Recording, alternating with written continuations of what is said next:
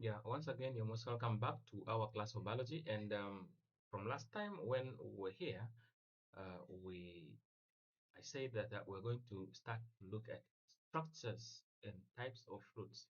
So when we talk about the types of fruits, I mean, these are like classes of fruits. They are not very rigid, but there are some criteria that have been used to classify it. We can start with having looking at the two categories of fruits. We have in terms of from where do they form. So there are those fruits that are called true fruits. True fruits are those that develop only from the ovaries of a flower. For example, include beans and tomatoes. And there are those that are called false fruits. The false fruit develop from associated I mean, as association of the ovaries and other floral parts. For example, the receptacle. You know, the apple, for example, that you eat is not completely. I mean, is not. It is not developed, or it has not developed from the ovaries, but rather it is actually a developed receptacle. Apples, oh my friend, you're eating developed receptacles. Oh yeah, so that is that is one of the ways of categorizing fruits. There is also a way of how we categorize the fruits in terms of talking about whether they are simple fruits, aggregate fruits, or multiple fruits. So this is another categorization. So let's start with simple fruits. What are simple fruits? We are saying from the word simple, they are formed from one flower in which the pistil consists of either one couple or they are monocarpic or of several of those um, pistils fused together, and that's what we call syncarpus. And typical examples include in legumes like beans, in groundnuts, in peas, tomatoes, mangoes, beans. These are all examples of simple fruits, meaning that they are formed from either only this one from one flower in which the pistil consists of either one couple or many couples that are fused together. That's where we get the example. Two are what we call the aggregate fruits. From the word aggregate, meaning like very many of them together. And so these are fruits that are formed from one flower in which the pistil consists of several free couples. So in this case, we're looking at very many of these couples that are fused. Very many of the couples that are free, they are free. And we call that apocarpus. For example, the apples and then also the rose flower. Okay, for them, there are very many of the fruits. I mean, because the pistil, that female part where the ovary is found, has very many free couples. It is different from the simple fruits because for the simple fruits, from one flower, there is a couple. Either the couple is one and is big, not many, or they are very many and they're fused together. Okay, so that is it. And then the last category are the multiple fruits. For them, they are made they are formed from several fruits, very many, very many flowers. And so they become fused later on. They have several flowers fused together later on. An example including the jackfruits and the pineapple. Jackfruits and the pineapples. Now, let us dive deeper into these three categories of fruits. It's going to be quite a little bit long. So one are the simple fruits. What are the simple fruits? We said the simple fruits are either dry or succulent, according to whether the pericarp becomes juicy or it remains dry at the time of ripening. So those fruits that will remain dry even when they are ripen, but those that will become juicy when they are ripen. So which means that the simple fruits has generally these two categories of fruits, either they're dry or succulent, depending on the amount of juice they have. So under these simple fruits, we have various kinds or types, also subtypes, kinda. So simple fruits are further divided into these three categories. One, we have the dry indehiscent fruits. The dry indehiscent fruits. The dry indehiscent fruits will throw more light on later by what we mean by being indehiscent, and from there you will things will become easy. Then the next one are the dry fruits. What are dry fruits? I mean the dry dehiscent fruits. These are we shall also throw more light later, and then we have the succulent fruits. Let us not waste time. Let's look at all of them into details. So let's pick uh, one. The example of the akin or the action is the sunflower fruit. So the sunflower fruit is a one-seeded fruit that is covered by a dry pericarp which does not split open. It develops from an ovary having one apple, and when it dries at the time of ripening, the akin is is dry. Okay, is what is dry? You can see, and does it split open?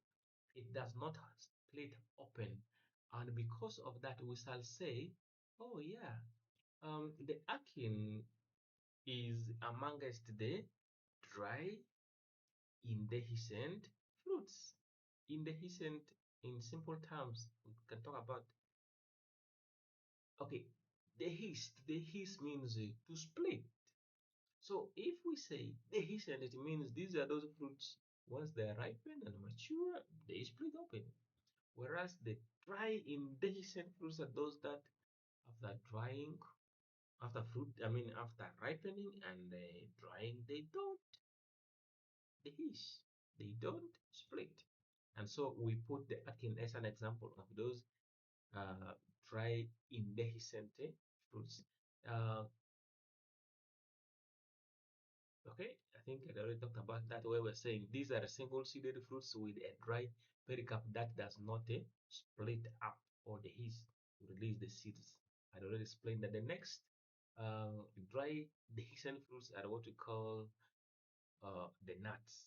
An example of a nut is the cashew nut. We have the oak. We have the hazel, the sweet cashew nut. I mean the sweet chestnut. Sorry. So how, the description of these fruits called the nuts is that they look similar to akin, but their pericarp is hard and tough. If you've ever held the cashew nut in your hand, you must be knowing what I'm talking about. Okay.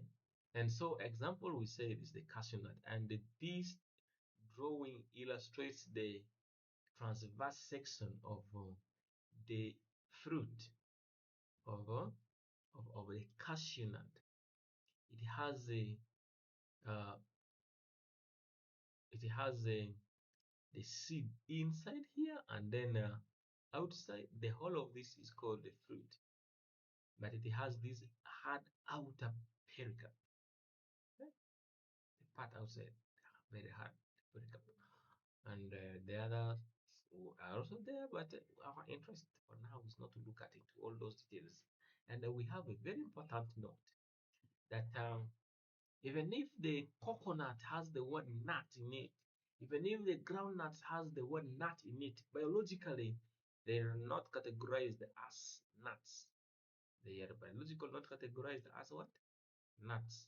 Because they do not have this characteristic of of looking like acting, having hard and tough pericarp. No, they don't. They don't have that. Next is the kind of fruit that we call the caryopsis, the dry indehiscent fruit. We have the caryopsis. Examples include the maize and the wheat. But examples include the maize and the wheat. Allow me take off this video so that you can see the labelings in the diagram down there. So we can proceed. So we're saying that the caryopsis also looks like the action, okay? But the testa and the pericarp are fused together. And the diagrammatic illustration here shows a transverse section um, of a maize, of a maize fruit. It has the point of attachment to the pericarp. Uh, no, sorry. This point here is the point of attachment of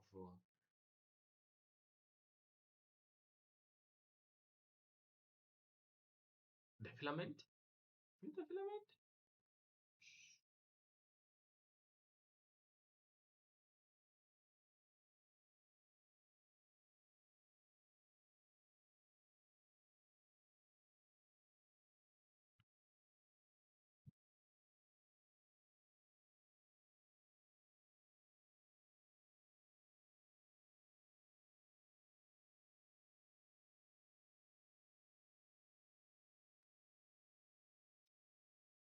And we also have the outermost layer, which is the pericarp, which is fused together with the testa, and we have the scutellum, just this point, and then the point of attachment of the core. This is where the fruit is attached to the core. Yeah, we can move to the next fruit, and that is the cypsela. Example of the cypsela is the tridax. Another one is the Biden pelosa, and then the dandelion. All of these are examples of dry, uh, indehiscent fruits, which means they are dry when they are ripe, but they don't split open. So they are similar to achium, in which the inferior ovary has persisted. Okay, the inferior ovary here has persisted and it has formed the parachute of hairs. The parachute of hairs there. Uh, and so the fruit is formed from two carpels. So this is the cypsela of the tree. The grammatical illustration so here shows it. So the papas are here hair-like structures that makes the seed, the fruit, to float in air. And then we also have the samara. Example of the samara fruits are those found on the African rosewood, the Herocarpus, and we also have the Jacaranda. Among us, all these, the most common one in this region, you can get the Jacaranda. And so this is a fruit which is similar to also an achein in which the pericarp is extended to form one or more wings. And the grammatical illustration is here. You can see the seed, and this one has three wings that will be used to reduce its density, and so it can float in air, aiding its dispersal. Not only this, but we can also have a look at the dry dehiscent fruits, and then that's where we're going to stop for this lesson. So the dry dehiscent are the opposite to the uh, dry indehiscent fruits. These are the fruits with the dry pericarp. The pericarp is dry, and so it splits or it dehisces. Once that dehiscence occurs, the seeds gets released, and hence they can be dispersed. So the fruit split at particular lines of weakness, and we call those lines of weaknesses sutures, as I had already explained before. And so these are classified into according to the number of splits which occur in the pericarp.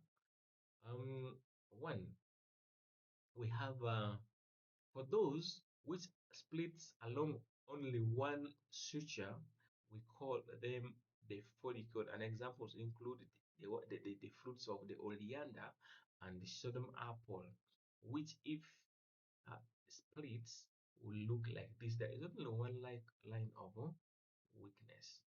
It splits, the seeds are inside, it splits, and the seeds are out, dispersed. Next, we have legumes. For the legumes, the question is how many lines of weaknesses do they have? They all, for them, they have two lines of weaknesses, or the sutures are two at the tip, I mean on the upper side, and then also at the bottom. And for it, it is made, or it is formed from one couple. Examples of the legumes include beans, peas, the flamboyant, and the Barbados pride. Um, beans, the fruit, not the seed, not the one we cook, not the mature, not we go and buy from the market, dry one, and no, not that one. We're talking about the pod, which has not yet gotten splitted. We call that the legume fruit, and it's the one which has these characteristics. The next one is the capsule. The capsule is a fruit which is formed from two or more couples and contains many seeds, and so it splits open also at along very many lines of weaknesses that are longitudinal in nature. And examples of these include the Dutchman's pipe, the balsam cotton, the West Indian cedars, not very common in the cities of Uganda. In the subsequent lessons, I will be able to. I mean, if you have any question, you can ask me in the comment section, and I'll be able to give you more information. Like if you want to know typical examples in this case of Uganda, I can give you. Just send me a message in the comment section. We also have the Caesar cup, and under the Caesar cup, examples of, I mean, the Caesar cup are dry and they have very many seeds or several seeds, and these seeds break up into separate parts, each containing one seed. An example of this is the desmodium, the sweetheart, some cassia species. For the schizocarp of the desmodium, it splits open at some line of weakness here, here, here, here, here, and this, if it splits here, this one has seed. This one also has seed, has seed, has seed, has seed, has seed, and it even has hairs that can be used to attach itself onto another, I mean, to an animal, because it is also dispersed by animals. Next is to have a look at now the succulent fruits. But I think succulent fruits can be for the next lesson. See you there.